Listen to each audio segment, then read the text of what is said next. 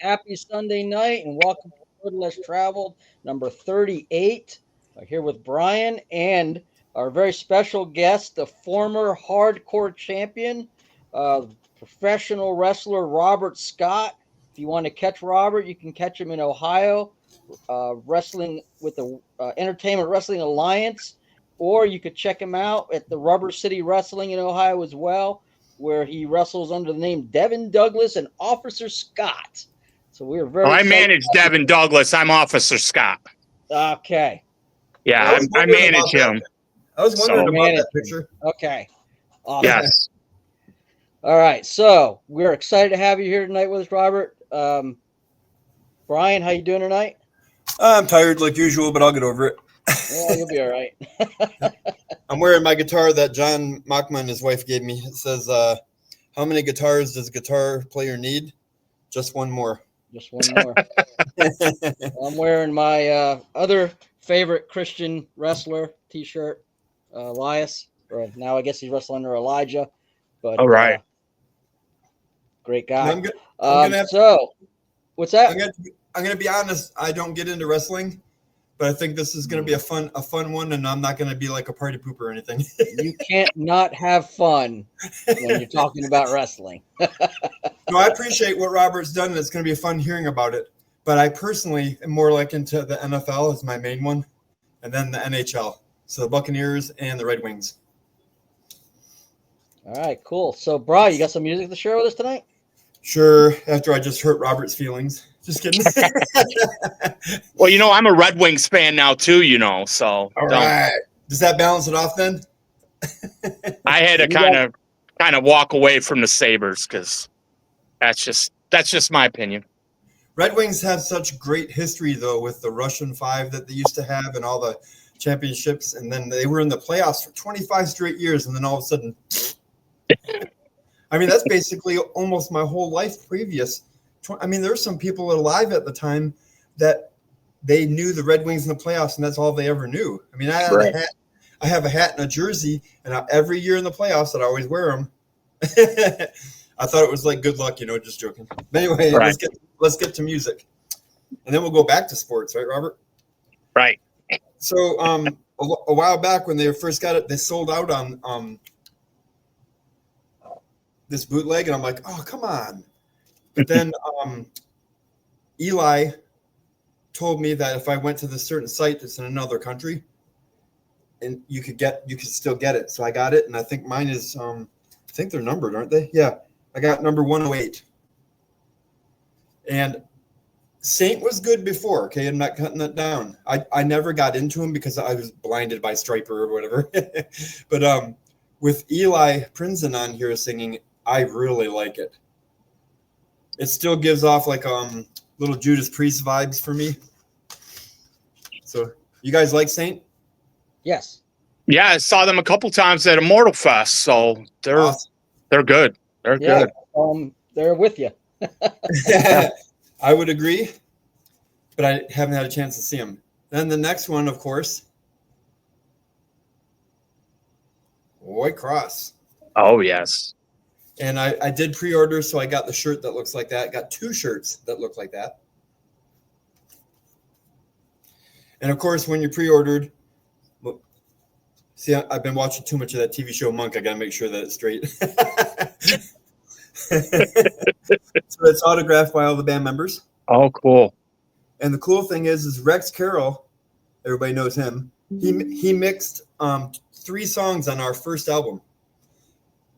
And then Michael Feehan, the drummer of White Cross, did a song called 3 Days Later on our second album, which was really cool.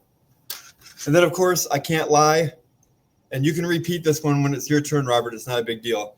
But I've been listening the heck out of this. Driving in my car, I've got like 23 minutes to one way, 12 minutes another.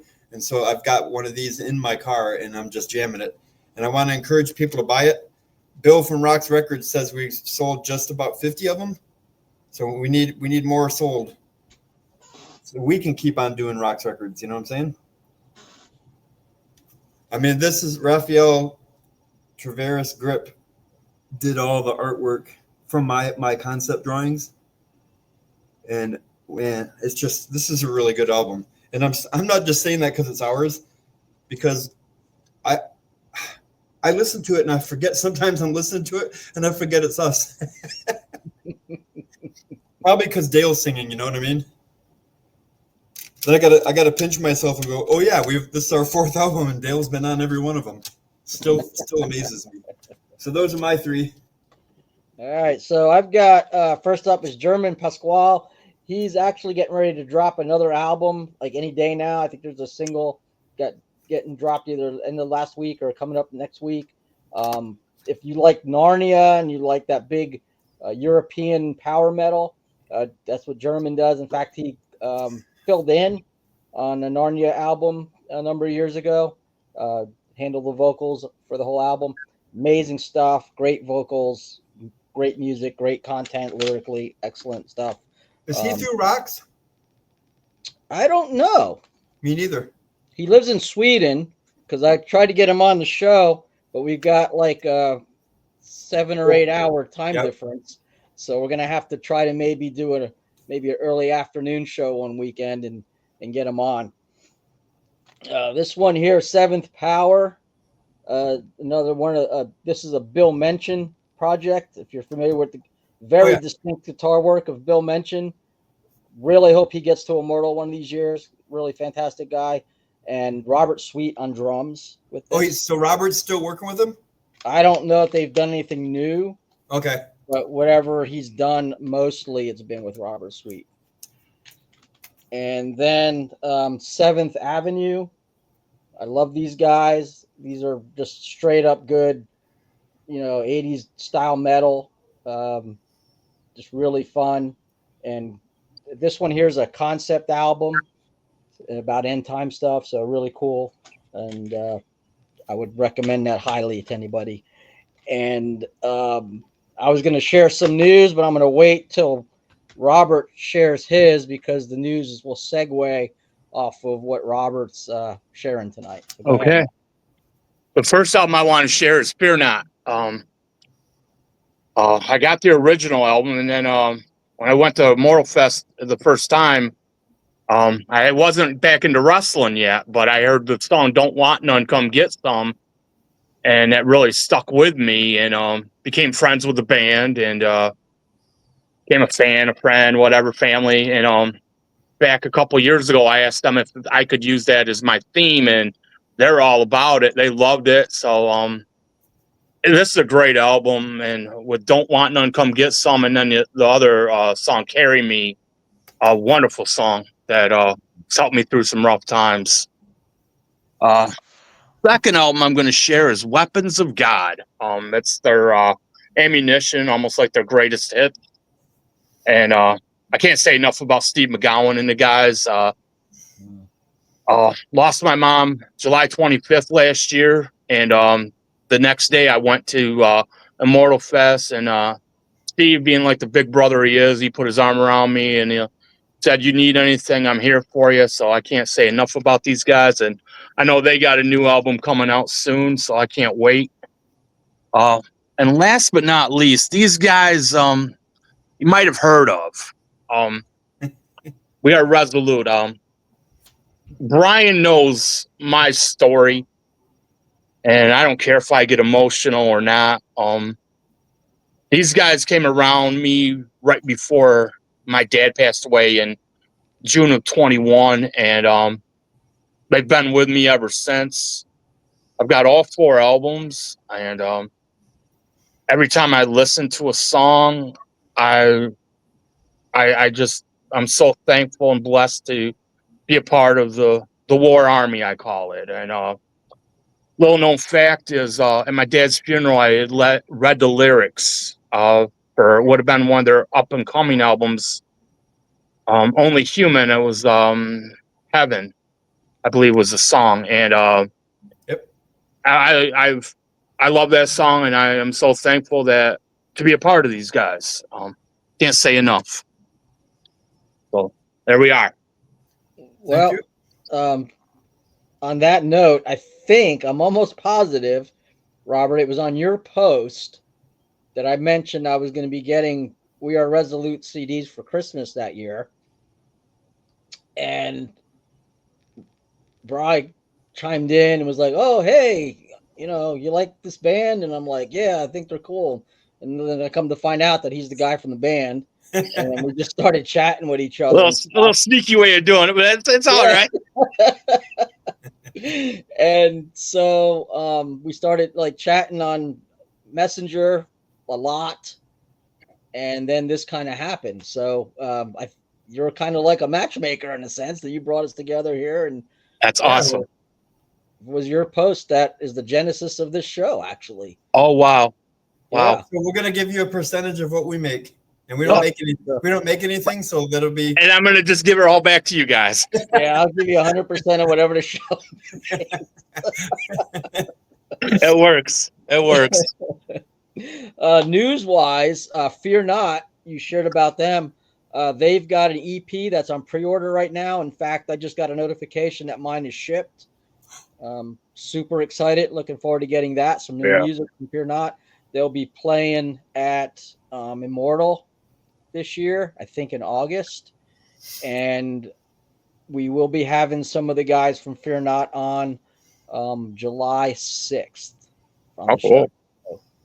Should be a fun time. So, music aside, drum roll, please. We have with us, and I'm so glad you're wrestling with your face now and not a mask, because I would have hated to cover that smile up with a mask for an hour show. We have Robert Scott, professional wrestler, great brother in the Lord, super great encouragement to myself, and I'm sure Bryan. Robert, tell us about yourself, man. Well, I grew up in a small town called Frewsburg, New York. Graduated in 1992. Played football. Played baseball. Played church softball. Raised by two wonderful parents, Henry and Lois, who are both in heaven, looking down tonight on me. And I'm have a sibling named Hank Scott who lives in Jamestown, and always had to dream about being a pro wrestler. But when I was younger, I weighed about $120 soaking wet, and everybody's like, "Oh, you're never gonna make it. You're too small. You're too this." But if God gives you a dream, I found out at a young age, he's gonna give you the doors to go through to make that dream come true. And uh, it's been a ride. This Christian life. I got saved when I was 14, and at a small church called Ivory Baptist Church, which was 2 miles away from my house, with a country church, and great folks there. And so, and then about in 2002, I've been dreaming about being a pro wrestler. I was at a Christian festival called Kingdom Bound, and I happened to meet Dr. Dusty Williams there, who was with a wrestling company called Christian Wrestling Federation. Hung out there for 3 days, and the last day, my feet were blistered, and he said, "Oh, hey, I'll give you a ride back to your campsite." Well, we drove right by my campsite, and he wanted to talk to me about becoming a pro wrestler. And he goes, "I think you can do it." I said, "Doc," I said, "I'm going to be 30 here in another month." I said, I don't think I can do it." He goes, "I know you can do it." And a year later, I got trained. In 2004, I wrestled his protege at Kingdom Bound, Jeremy the Fire Young, and I ended up winning. That was a tough match. That was an outdoor show, and he beat the tar out of me, to say the least. And but I have to give a shout out to my trainer, Johnny Puma Scottheim, who's believed in me since the word go. Because I did my first show for Empire State Wrestling. I was a security guard, and I kept him and a few of the other bad guys out of trouble. And after the show, he said, "Do you want to become a wrestler?" I said, "Yeah." I said, "But I don't have the money." He goes, "I'll train you for free." He goes, "I love your desire, and I love how you look after the guys." So it's been a ride since then. Done shows in New York, Pennsylvania, Ohio, Kentucky, Indiana, and some long nights. But a lot of times I would drive when it's out of state. I'd drive to the show and stay overnight. Last year I thought, oh, was it last April 24? I ended up doing a show in Indiana and drove all the way back because I had a fireman's meeting that morning. So I left there at 10 o'clock, got home 6 o'clock in the morning, and my eyelids were like slits, you might as well say, because I was barely. I pulled in the driveway, not on my gas. My car had plenty of gas. I didn't, but luckily I had my daughter Paige with me. She does a lot of traveling with me because she's my buddy, and Paul will attest to that. He's met her at Immortal Fest a lot of times. When he's met her there, she's usually sleeping in Daddy's arms and stuff. But I can't say enough. And I'd walked away from wrestling back in 2013 because I was in a serious car accident. On June 25th, I rolled my car and had 3 crushed vertebrae. And doctors thought I should not be walking. So I ended up walking away in November of that year, and thought, God don't have other plans for me, and I didn't shut the door on wrestling, but I just was like, I wanted to be there for my kids. They were young, and I was tired of the travel, and I'm like, it's time to try to be normal. Try to live a normal life, as people say. And I tried. 2 months after I retired, my youngest sister-in-law, Robin, had approached me, came to the house and said, I'm glad you stopped wrestling. I said, wear and tear. She goes, well, can you make me a promise? I said, sure. She goes, I don't want you to wrestle anymore. I said, oh, okay. Well, a month later, she passed away. Oh my gosh. And that was the start of a roller coaster ride of losses, with jobs, with friends and family. And in 2018, I had lost a good friend of mine, Manny Escobar, and I had the pleasure of managing him and his brother John in Pennsylvania as the Bone Crushers. A combined weight, these guys were 700 pounds, but they were wonderful guys. I'm still best friends with John. I still love on him. My kids call him Uncle John. And, when that funeral, I had a few guys come up to me, how you doing? And I'm like, I'm fine, but I wasn't, because I lost my mother-in-law that year. And it just was a string of losses. And in that year, 2018, I had lost or had gone to 22 funerals by the end of that year. Wow. How many people we lost, and friends and loved ones. And it just started wearing on me. And then I had lost my job as a teacher's aide. And it just was like, Lord, where do I go from here? So I kind of, there was that call, like, there's wrestling. I'm like, I can't do that. No. Well, then, lo and behold, 2019, I was working as a bus driver and all that. Well, then COVID hit, and that just wore on me and stuff. And then and then losing that job, and then becoming a security guard at the local bingo hall casino, and working and pounding energy drinks to keep up with things, and it just wasn't good. Well, then May of 21, my dad, a week before his birthday, he ended up getting sick, and I was like, oh, this is no good. But Dad's strong; he'll pull through this. And right around that time, I got contacted by a band member for We Are Resolute, and just talking with him had put me at ease. And we already know who that guy is. So, and it just was so great. And from there, I just had more and more people come around me from the Christian music scene. And it was good and stuff. And it was inspiring. And And then to reach out to Bryan and to John and to others to say, hey, I need prayer for my dad. He's not doing good. And it just was like, just to feel that community around me was so great. Well, then we lost Dad on June 1st, 21. And the mistake I made after that is I closed up.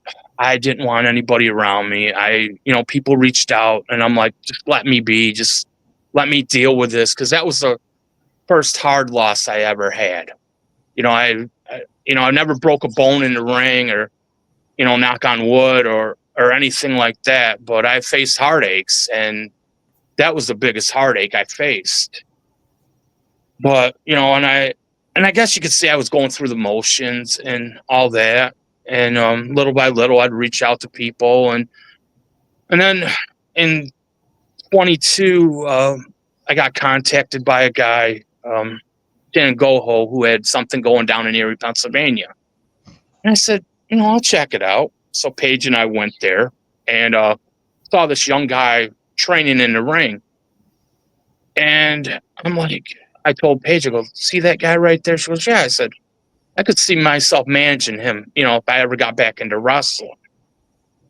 Well, and I, not thinking about it, it was like, I felt a special bond. And when we talked, there was that special bond. Not to realize that 2 years later that would come into fruition with the death sentence of Devin Douglas. Well, then about months after that, I was talking with a guy who's a friend of mine. We've been friends for 16 years. And he goes, you ever heard of Rubber City Wrestling in Ohio? I said, no. He goes, check them out. So I was checking out their YouTube shows. And I'm like, well, this is pretty cool. Maybe I'll check it out. Well, I became friends with two of the guys there, Rick Lieb and Ken Sermonera. And we talked and, and it just seemed like it was a different atmosphere for me. And I'm like, okay. So we'd message back and forth. Well, then I lost my job at the bingo hall, which looking back was a godsend and was a blessing in disguise because, putting all those hours in and not being able to be with my family, it was time to hang up the security guard uniform and try to have a quote unquote normal life, I guess you'd say. So I went through that summer and stuff, and Rick and Ken were talking with me. And in February of 23, let me go back to December of 22, I ended up getting a job as a bus driver, which I still am doing today, is driving little 3 and 4-year-olds around. And to me, it's a blessing because I've driven adults and teenagers and elementary kids, and these kids, they call me Mr. Rob, and I just adore it. And I get a kick out of them when they get on the bus. And, it takes me out of my tough guy zone, I should say. I have a question. And my daughter laughs because she goes, I thought I was the only one that could get you out of your tough guy zone. I'm like, well, I guess there's more kryptonite than I thought. It's getting easier as I'm getting older, I guess. Have you ever, are you allowed to, or have you ever dressed up as your wrestling persona? No, I have not done that for these kids. I don't know. I don't know. I don't know how they would take it. Either they would laugh or they'd cry. I don't know. So it's like, do they know you wrestle? What's that? Do they know that you wrestle? No, they don't. Okay. They don't know that. That would help ahead of time. Yeah, that's the thing. So yeah, but yeah, they're good kids. This will be my 3rd year of because Thursday's our last day of school, and it'll be my seeing a bunch of having new kids this next year. So you could break it out on Halloween. I could maybe this year. Maybe I'll do something like that. That'd be fun. Get it on video. or pictures or something. Oh yeah, I'll have my wife. I can bribe my wife into taking videos or something. But it was funny because I started getting my that feel back, like that energy back, like there's more to this life. And it was funny. It was like a couple days after I got the job, I opened the Bible to Ephesians 6:12, for we wrestle not against flesh and blood. And I'm like, you know what? This is what I've been doing the last couple of years. It's just been wrestling and wrestling. Why not put this effort that I've been doing like this, get back in there and do it? Well, then in February of 23, I ended up traveling to Ohio for the first time to check them out. And I ended up refereeing a few matches.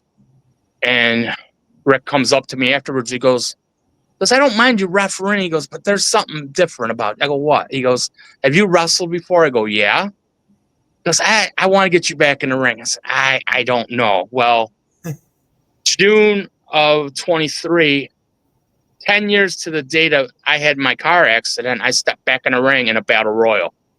I didn't do all that well in the battle. I think I lasted 30 seconds before I got thrown over the top rope. And I don't like battle royals.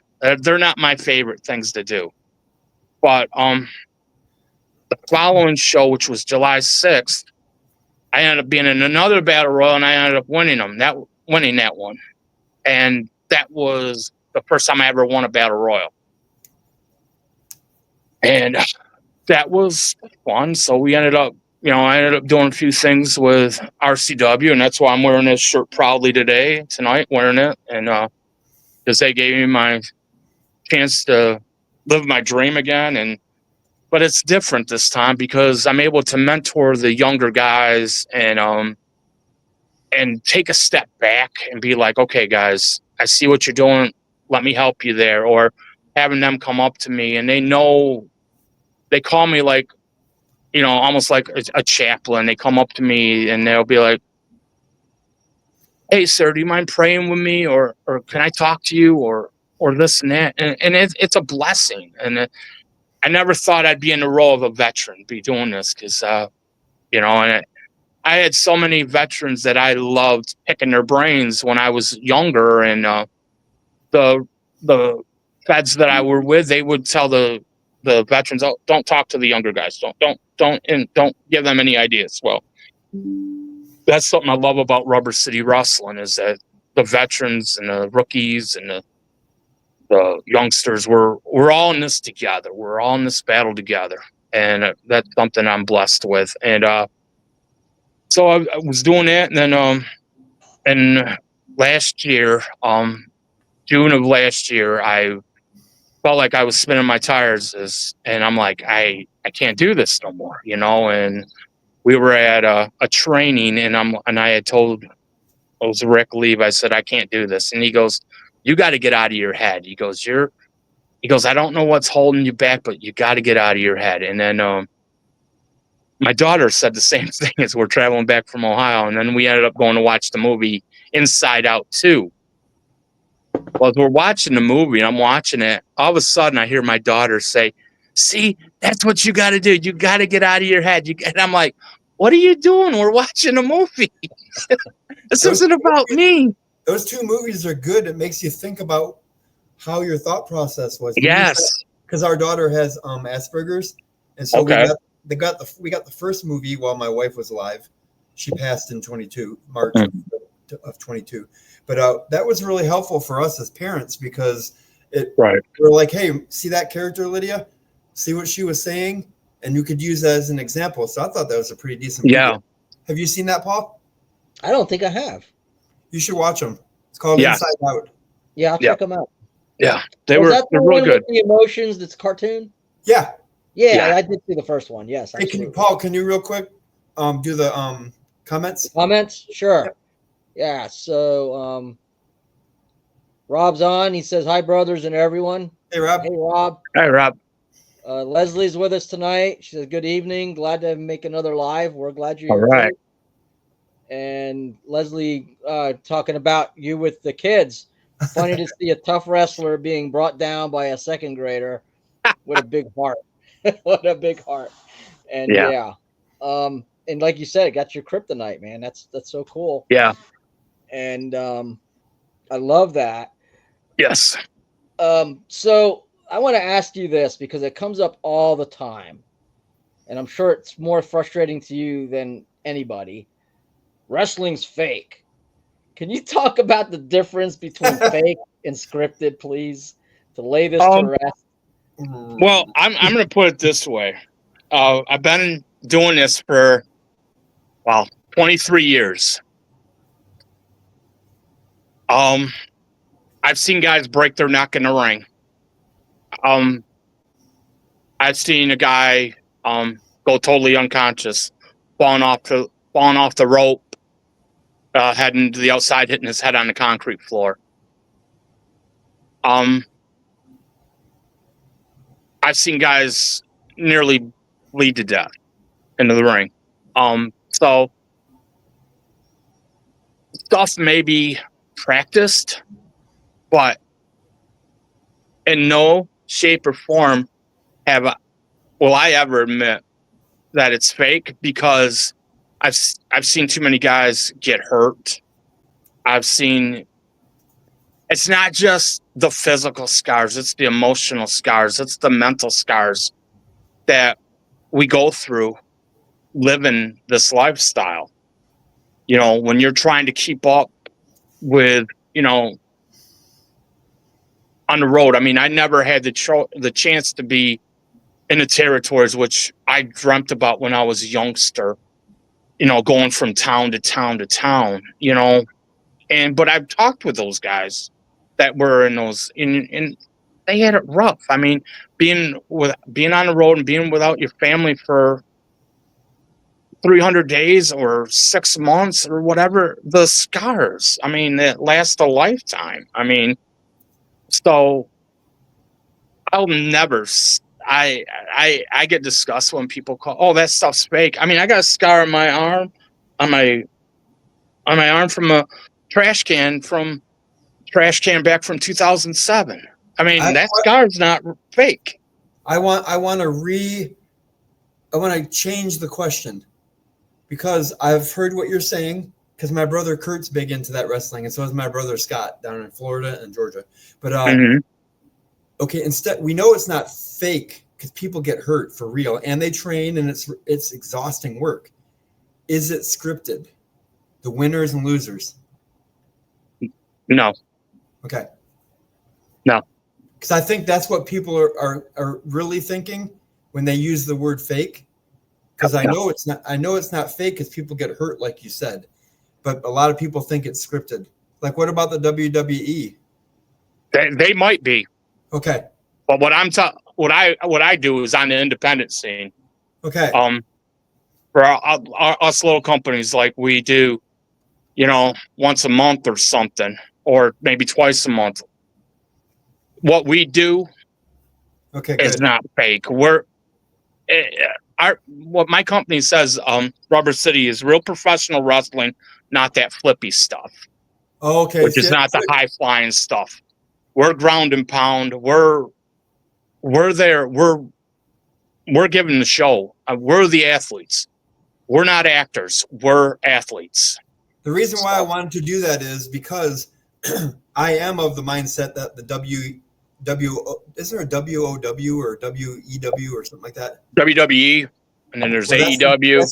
That's the one.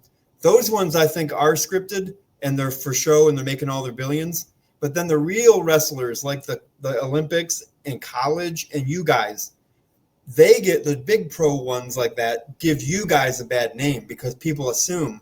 And that's why I wanted to ask it, rephrase the question. Oh, yeah. So you could have the opportunity to answer it and let people rest in it. Oh, so this is real and you guys are not scripted.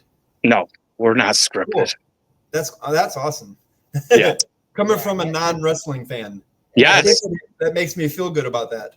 With and if WWE, they don't lie. They're like, oh, we're sports entertainment. Right. And it's about the storyline and it's about the characters and all that. So there's that element of it. But we've been to a lot of local shows. My son was actually training with one of the local groups here. And so I saw firsthand what goes into the training. Mm-hmm. They teach you how to do things without getting hurt. Yep. But you're still doing these things. Yep. You get thrown across the ring. You got thrown across the ring. It's not. Yeah. It's not a trick. Yeah. Those ropes, they're steel cables underneath. There's steel cables underneath that protection. I mean, it doesn't matter if there's plastic over it, whatever. It's still there's that steel cable under there, and it's still going to bite into your back or your neck or whatever. And those turnbuckles, people are like, oh, those are just like pillows. No, they're not. There's very little padding on those turnbuckles. And the ring itself, you got maybe about that much padding between the canvas and the boards. Your back hits that boards, you get slammed. It feels like your body's going right through that ring. Yeah, we got to help build the ring once. That's cool. And I was very surprised at how little padding there was there. It was like, wow, that's something. And I've been to some live shows where I'm right at ringside, local shows, and seeing somebody get their head bashed in with a chair. And that blood's real, man. That's like that's real. It wasn't a fake that's thing. real. I had metal crutches taken across my back years ago, and it's like that wasn't fake. As soon as I felt that sting, and I'm like, yep, he got me. So you talked about something else, and this is kind of the crux of what my ministry focus is. You get the opportunity to pray with these guys. They come to you. So obviously you've got a Christian presence, a persona that there's no question about who you are in your personal life because they're coming to you asking you for prayer. My ministry focus is minister according to the design that you are, how God let you be, your personality, who you are. Right. Talk about that for a minute. Talk about the opportunities you have to minister, how that evolved, and how fulfilling that is to you. Well, I'll take you back to 2005. My friend Fred Sasher I had gotten in touch with him through a mutual friend. He was running a Christian-based wrestling organization in Kentucky. And, there was more to it than just the wrestling. There was the testimonies, the ministering, and all that good stuff. So when we did the show, I debuted with my partner, and God rest his soul, Rob Goldsby. We took on a tag team called the Fat and the Furious. Mind you, the combined weight, they were 805 pounds. And on top of that, the first show I did in Kentucky, it was 105 degrees outside, and we were wrestling outside that day. Holy cow. And being it was hot, being that those guys were heavy, and being that those guys were trying to see how tough I was that day and beating the stuffing out of me. At one point, the little brother, who was 505 pounds, opened his hands up because my partner says, tell him to open his hands up, Rep. Well, when he went to slap me, he got me right on the ear, and it sounded like a gunshot going off in my head. So I'm like, ow. And I looked at my partner and go, don't. If he wants to hit me, let him hit me. So, and the fans just got a kick out of that. And, but afterwards, I was banged up. I had cracked 3 ribs in that match because I took a double elbow from them. And, I was bruised, battered, beaten. And, we had done an altar call. Fred did. And, seeing the fans surrounding the ring, I'm like, I got to go back out there. And, I went out there and was praying with them. And that's when it started hitting me like, I like this. It started clicking in my head like wrestling for God. So that's what I've been doing over, trying to do over my career is being a wrestler, but being a wrestler for God. And being real, being transparent to people. I have my struggles, and I let people know, hey, I'm not perfect. There's no way I've been perfect. I've made so many mistakes in my life, but here's the mistakes I've made, so you don't make those same mistakes. That's the way I look at it with these young rookies and some of the veterans I've talked to, and I see young guys, that are coming up, that are training, and I see it, them getting frustrated. I can't believe I'm messing up, and I remember one kid, his name was Kyle, and I remember him training, and I can't do this anymore. I remember walking over to him and putting my head up against his head. I go, kid, don't give up. You got to get out of your head. And we become good friends after that. And he goes, big brother, I appreciate that. And, and that's what it is. At this point in my career, or at this point in my life, I want to see these younger guys succeed. I don't want to see anybody fall to the wayside. And, and that's the way it is with music, and that's why I love that I've been accepted into the Christian metal family like this. And Pastor Bob Beeman, I can't say enough about him.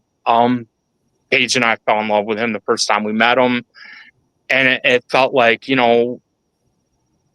people, look at, oh, you're a wrestler, or you listen to heavy metal, or you wear black shirts and all this. And it's like, I'm at the age, I don't want to have to look for acceptance. And to hear Pastor Bob preach and stuff and being like, he goes, all of us in this metal family, we're all round pegs trying to fit into a square hole, and it's like, yes. So, and that's what I tell people. I said, I try to be different, and, but I want to be that shining light. And, when people say, man, I see Christ in you. And I'm like, that's the best compliment I can ever have. I don't want people to see me. I don't want people to see me, the wrestler. I want people to see Jesus flowing through me. That's what it comes down to. As believers, to use our passions for Christ. Like I do it through playing music, recording it. You do it through wrestling.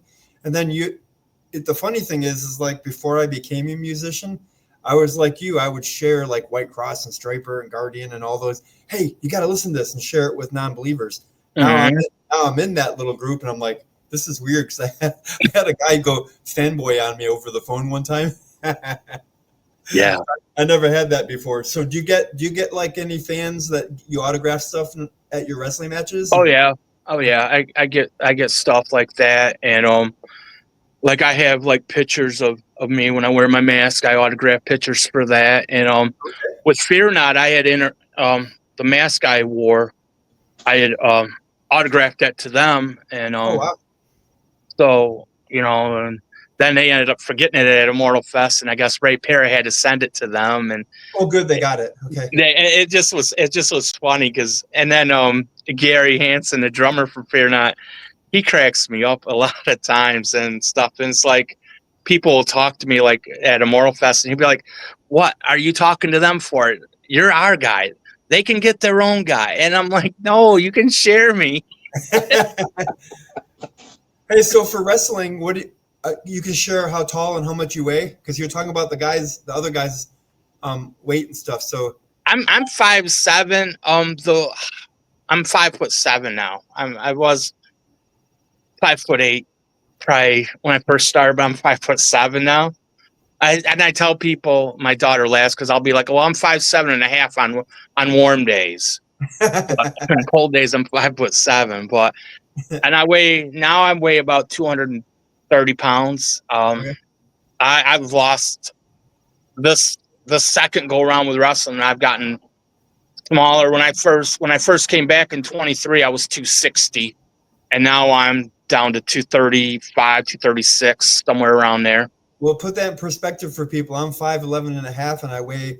The last time I weighed myself, I'm 215.6. Oh, but yeah,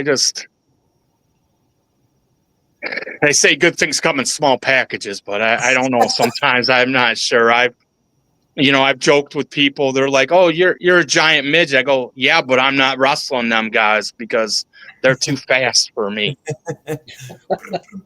So what kind of workout do you do and diet? A lot of times with myself, I do a lot of like yard work, Okay. a lot of walking, up and down stairs.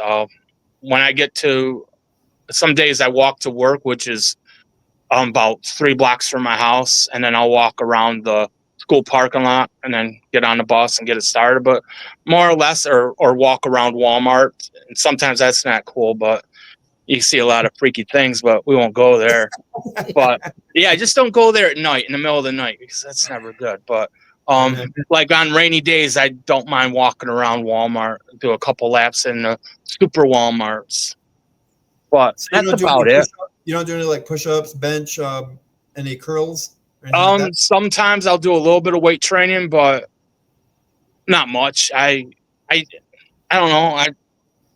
I did that years ago, and now it's just like I'm just going with the flow, I guess. But we have my son, who if you guys have ever seen pictures of my son, he's built. He's a senior in high school, and he's 6'1", and he's got bigger arms than me. And he looks at me, he goes, "Dad, we gotta get those arms a little bit bigger." I said, "That's fine. You work with me on that, then." So, Father-son time.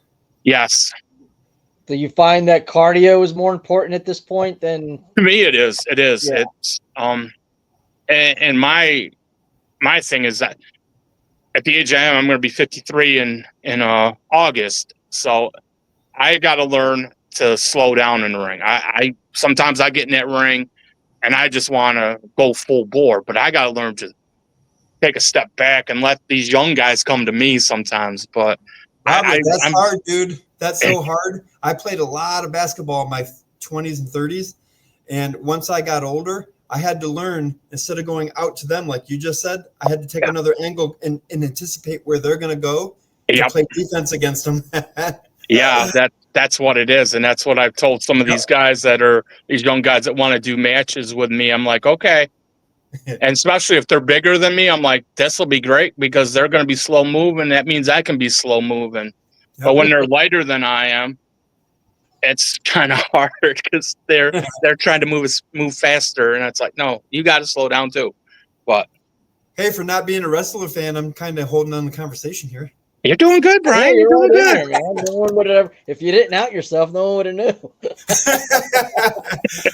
Well, they would have figured it out. Oh yeah, But you got something exciting coming up, don't you, Robert? Oh well, we got some shows coming up. We got one August 30th, and for Rubber City Wrestling, and then I got 2 shows for EWA coming up, and one on July 20th, and then one on August 17th, and then I might be making a surprise appearance at a show in Buffalo, August 23rd. I haven't really figured out yet if that's something I really want to do or if I just want to hang with what I'm doing. But a shout out to William Perina, who contacted me back in December for EWA and asked. He goes, "I would like to have another veteran in my locker room. Would you mind joining up with us?" And I said, sure. And the hardest thing with that, it's a 12-foot ring, and I'm used to an 18, 20-foot ring, and it's taken some getting used to, but I'm having a fun, and seeing some of the guys I work with at RCW working there too, and it's great. We have fun, and I can't ask for more than that. Do they ever do anything in West Michigan? Because if they do, let me know, and I'll come out and watch it. I've been in contact with a guy in Michigan that's possibly wanting me to come there sometime, and he goes by the name of the Mighty Sabbath. So I said, well, your people could talk to my people, which is just him talking to me, and we'll go from there and stuff. And he's a big Detroit Lions fan, so. But is he on the Detroit side or the Grand Rapids side? I'm not sure. He gave me some different places like Owasso and some other places I've never heard of. Because Detroit's like a 3-hour drive for me. Okay. Well, I will keep you in tune if I know if I'm heading to Michigan. I'll make sure because I need all the support I can get. Yep. Yeah, I'll let even me make a know if sign. you come into Tennessee too. Yes. Where, if someone wanted to catch you in Ohio, where would they go?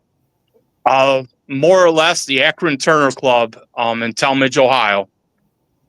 Rubber City Wrestling. They can see me, like I said, August 30th. We got a show coming up. It's going to be a good show. It's called Art of War 6. I know myself and my protege, the Death Sentence Devin Douglas, will be there, and we're looking at taking a title that night, hopefully. That'd be That's cool. what I wanted to talk about. You got a title match coming up. Yeah, we got it. And then hopefully in August, yes, I have a title match coming up too, and August 17th, the day before my birthday, and fingers crossed, I bring a title back to New York. That would be so. That'd be cool. That'd be an incredible birthday gift to yourself. Yes, it would be. I've talked with people about that, and they're like, "You're going to go all in, aren't you?" I said, "I have to at this point. You can stand up on the thing and say, "Happy birthday to me." Yeah." But if I do win it, there will be pictures, and we'll make sure you guys will see it. All right. I want to see video too, for sure. Yes. You've been sending me some cool videos. That's one of that the nice things, music video I had. That. Yeah. So I get a lot of cool perks doing this, and having the friends that I have. I get to see a lot of previews of We Are Resolute music, and hear a lot of the origins of those songs, and I get to see a lot of promo videos and matches. Right. I wouldn't normally get to see that Robert sends me. So very cool stuff, and I'm always brightens my morning. Usually first thing in the morning, I'll check my messages, and there's something for you in there. And I'm like, hey, if you start getting donations, like I want in on that.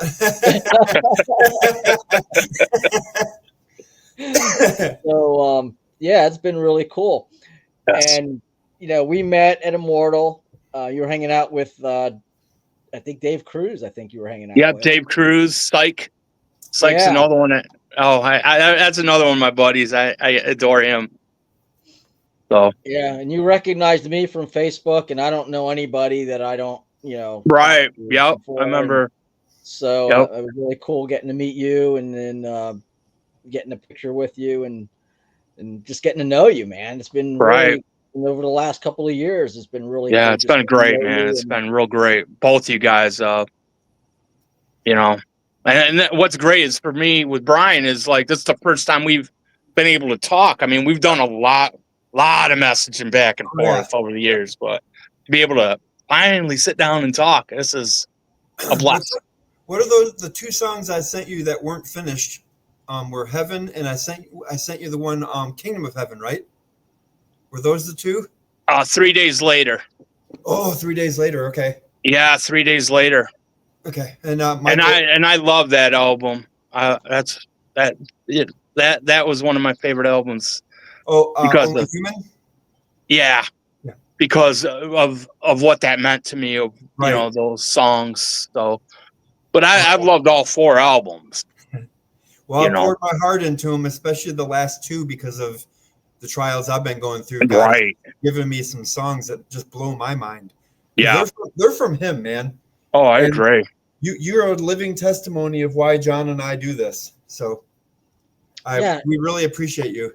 And that's what I love about this, because we're all pouring into each other so that we can go out and do ministry. Yep. Agreed. To the hurting, to the people that you come in contact with. And that's what this community is about, man. It's about the body of Christ. There's going to be people that go, wrestling and ministry, I don't get it. Good. That's fine. Don't get it. You go get what you get. And Robert's going to keep doing what he does for the glory of God, because there are people that not only get it, but they need it. Yep. Exactly. Whatsoever you do is unto the Lord. Yeah. Yep. And that's an integral part of the body of Christ. We need people in wrestling. We need people in music. We need people in motocross. We talked to Larry Dean. Oh, another good guy. Oh, I adore Larry too. Yeah, I had the pleasure of last year with him. at Immortal Fest that Sunday, he was having problems with his voice that morning. And I said, Larry, do you mind if I pray with you? And just put my hand on him and prayed with him. And later on when he did his set, everything worked out good. He came down and I was doing merchandise with Anchor Merchandise, and so he grabbed a seat, sat next to me, and he goes, I got love on you. I go, well, I appreciate it. And Larry's a great guy, and I can't say enough about him either.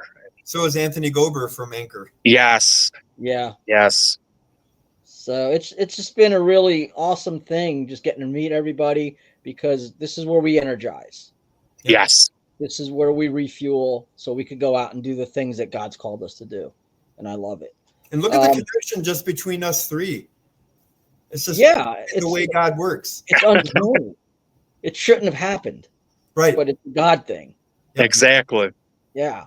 So real quick, we got a few minutes left. You were once the hardcore champion. You want to talk about that for real quick? Sure. That was a tough title because the night I won that was in June of 2007. It was almost like a 5-way match. I ended up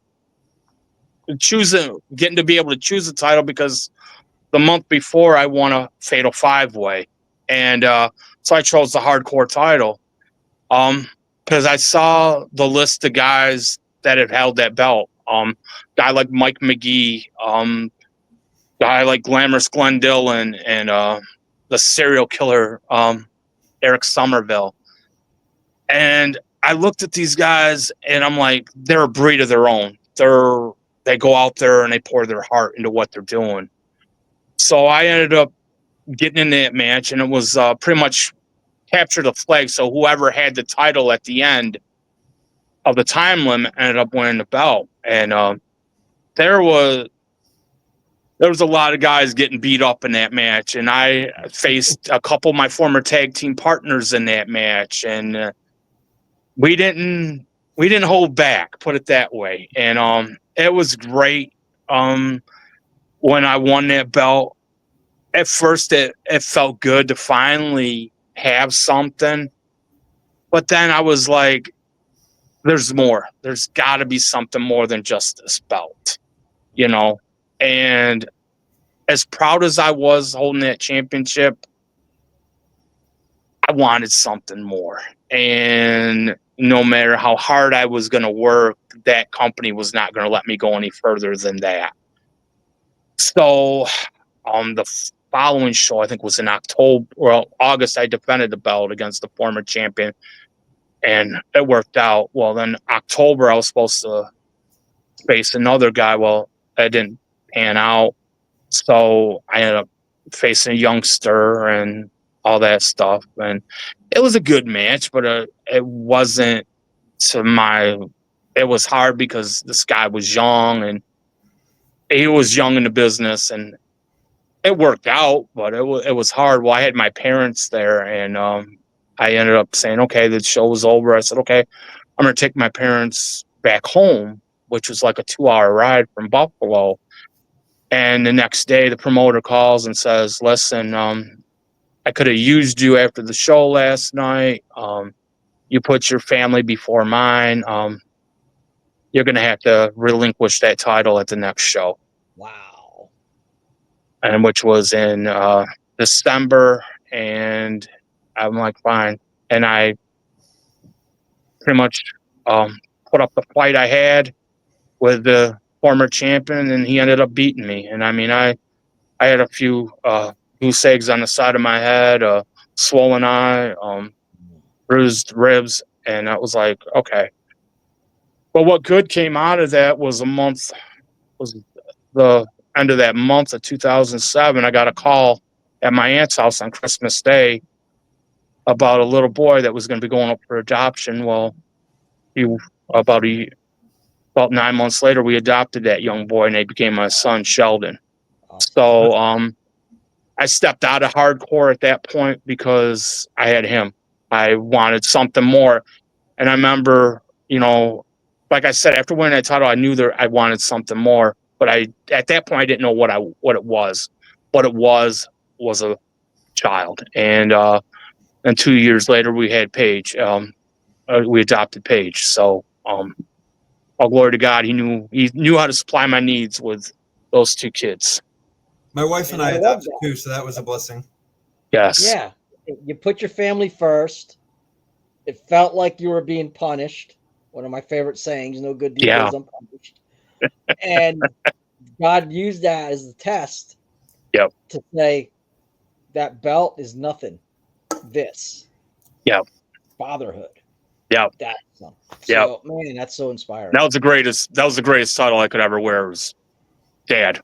Yeah. Or as Paige called me, Papa, at the beginning, and when she was younger. So that's what it's all about. Yeah, you can't buy that. You can't. No. I mean, that's just unbelievable. Awesome. No. Well, You can't we buy have it, but adoption charges you. well, yeah.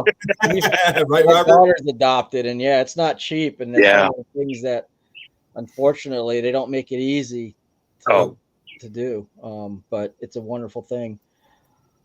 We have reached the end of our time again very quickly, and just amazes me how fast these shows go. Yeah, the last few have been like zip. Yeah, it's just unbelievable. So again, remind us where you're going to be wrestling, where we can catch you. August 30th, I'll be at the Akron Turner Club, Talmadge, Ohio, for Rubber City Wrestling, and we're looking forward to wreaking some havoc as the prison guard and letting my prisoner do his sentence his opponent to destruction, I guess you could say. All right, good deal. Bryan, any closing words? Let's see. Yep. I never say this, but I'll say it anyway. Read your Bible every day. Pray, and pray for each other in the Christian community. Yeah. And pray that my cat will quit meowing. No. And pray for those that you know that don't know the Lord. And try and shine that light. Because we're only human. Just kidding. Amen. Amen. Amen. Robert, man, this has been awesome. I love you, man. This has been great. Love you guys too. Be here It was with really us. cool having you on. Yes. Yeah, it really was. And looking forward to catching up with you. I guess next year at Immortal. It won't be this year. But, Yes. hopefully we will get there. I'll try. All right.